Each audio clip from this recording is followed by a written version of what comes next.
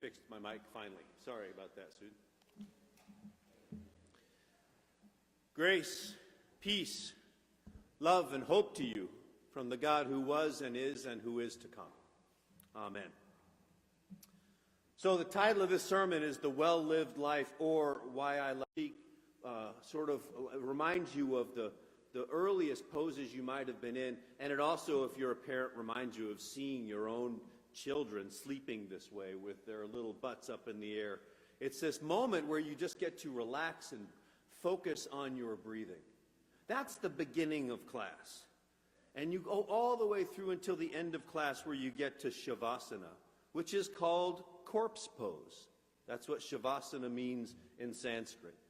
And so you have there in a practice, you have child's pose to corpse pose. And the question of the class is, what are you going to do between child's pose and corpse pose? What practices are you going to do with your life? In some ways, it does mirror our life. We are all born, and we didn't do much to make that happen. And we are all going to die. That is a truth. The question is, what are we going to do between those events? I've said before, what the two greatest days in your life are the day that you're born and the day you figure out why you were born. That second day can happen multiple times throughout our lives. It's the reason why I think we practice a lot of our spirituality. What does it mean to make the most of my days? It can't be binge watching Netflix. It can't be that that's going to be the height of my life. Yeah, I'll binge watch Netflix. But I'm just saying, there's got to be more. And what about yoga? When you're in different positions, if you can't do that, that's okay. The point is to do what you can do. Pay attention. So too with our life. Sometimes we're called into challenges in our lives that we can't do. Sometimes we're going to need to modify that position for a while. The very act of trying helps us grow, helps us learn. The point of all of it, what I'm trying to get to, is that like the yoga class, like our daily life, is how do we live a life of meaning? How do we move from a wasted life, or one that didn't really count for too much, to something in which we can say, like Mary Oliver, I was a bridegroom to amazement. I did not have a single life of living a life of purpose, the very heart of all healthy spirituality. We have a couple of texts today that outline this beautifully. The first, the gospel that I just is from Luke 5, and it's the great thing. And what I love about this, and the only way we can really understand it fully is to understand the context of fishing on the Sea of Galilee in the first century. You see, back in those days, it's not just people out. The lake was owned by the Roman Empire. And what before had been a sustainably harvest lake, now, because Galilean fish became such a highly prized commodity in the wider Roman Empire, that they were overfishing this lake, and to be able to be a fisherman on the lake, you had to have your pass by the Roman Empire saying that you had the license to fish on that lake, and you had to give a certain percentage of your fish to the emperor, which would then be marketed throughout. So it went from a sustainable family-run business, now became you were a cog in a much larger wheel. This is your passion. This is what you do if you were a fisherman. So now you're differently. Jesus going to these fishermen, taking them out, and they have this abundant harvest. And then he says, yeah, it's time to change the family business. Come with me and fish for people. Live a life of adventure and meaning. Now do you understand why it says that they immediately dropped their nets and followed Jesus?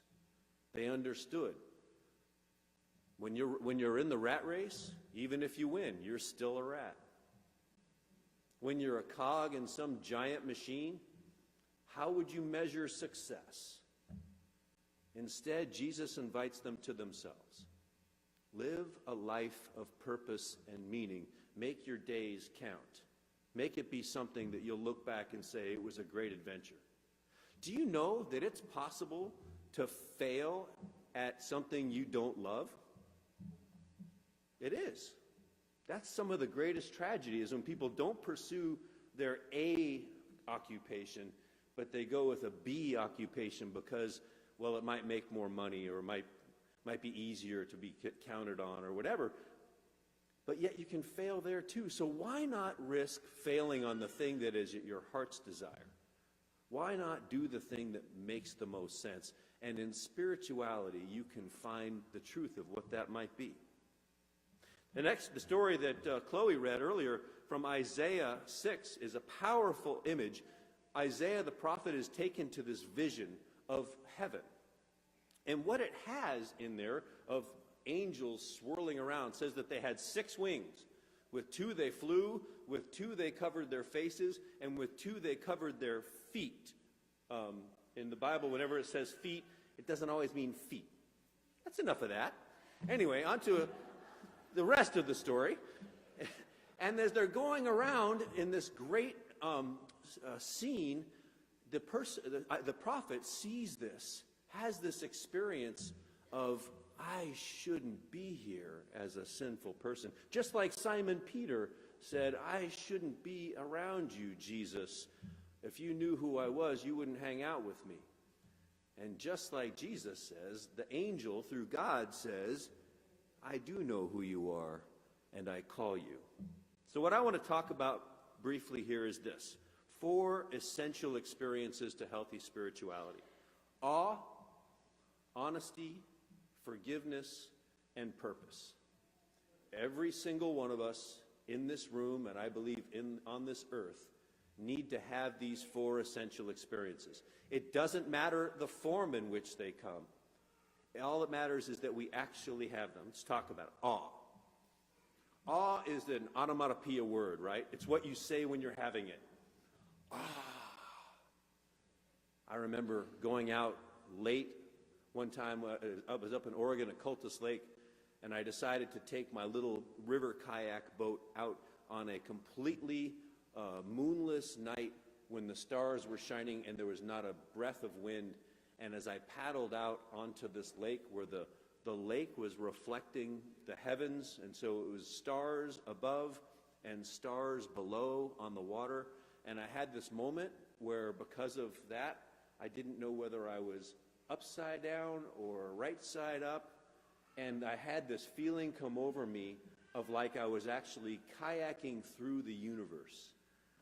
And it was just the beauty and the privilege of being able to be alive in that place at that time. It's why we all run to the ocean at sunset time. It's why we can't wait to get the latest picture of our grandchildren. It's why we look into our beloved's eyes and just wonder. We want that sense of awe, how great it is to just be alive and to be alive in God's earth. When we have that, sometimes it leads us to the next one, honesty. We struggle with our own worthiness.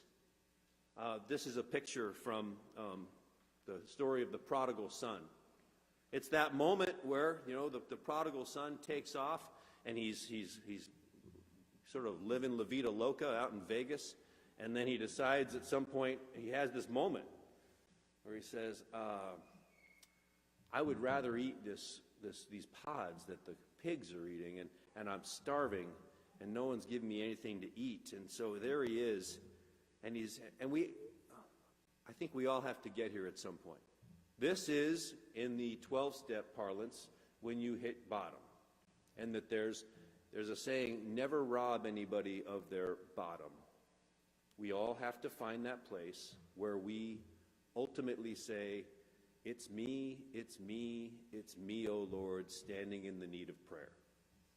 Or as they say in the 12-step programs, My own best efforts got me where I am today. I did this. And that's a good place to be, because that honesty opens us up.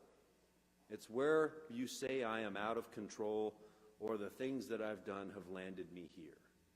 And it doesn't just happen once, brothers and sisters. It happens a lot in our lives. And when it does, the best thing we can do is to own it. It's not the government's fault. It's not my parents' fault. It's not fill in the blank fault. I did this. Me. My choice. And it caused pain. That kind of honesty is also important for our spirituality, because it leads to a place where we ultimately, the prodigal son can come home. And here in Rembrandt's painting of the prodigal return, we see the heart of forgiveness. The father who reaches down with his both hands. And the way Rembrandt painted this painting, if you ever get a chance to look at it more closely, one hand is a masculine hand and one hand is a feminine hand. It's the androgynous and complete love of the parent unit for this child. When my daughters were born, I knew then, and they have given me plenty of reasons to test this theory over the course of their lives, I knew that there was nothing they would do, nothing they would say, nowhere they would go, where I wouldn't be so proud to be their dad. That'll never go away. And I'm just this guy. Imagine what it is for God. There's nothing, brothers and sisters, that we can do that will keep us from God's love. Isaiah experiences this when he says, woe is me. I'm a man that's his honesty moment. And then here comes an angel with a burning tongue with a coal in it, going right for his mouth. That's a time to duck, by the way. Except he doesn't duck, and it touches his mouth, and metaphorically speaking, artistically speaking, it burns away all the false words. It gets rid of the false words. The standing up for the status quo that prophets are tempted to do. The telling the cultural lies as opposed to telling the gospel truth that we're all called to do. And instead, he gets his purpose. God says, now go and speak. Your mouth's clean. Go speak out into the world. And there he finds his purpose. This is Dr. Walter Brueggemann, and he says, the prophetic tasks of the church are to tell the truth in a society that lives in illusion, grieve in a society that practices denial, and to express hope in a society that lives in despair. That's our call, brothers and sisters, right now.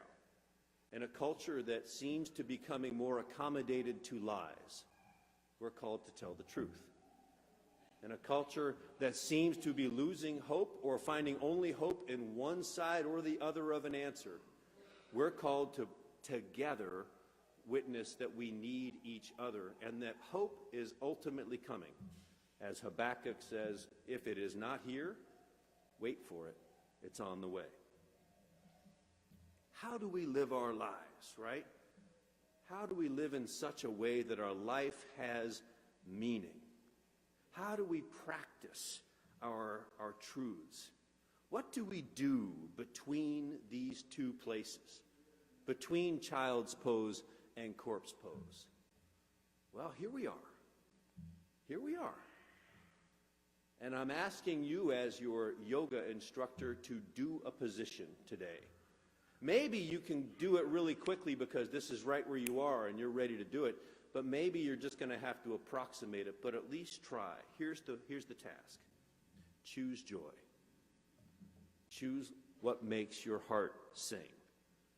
Do not wait for things to get easier or simpler or better.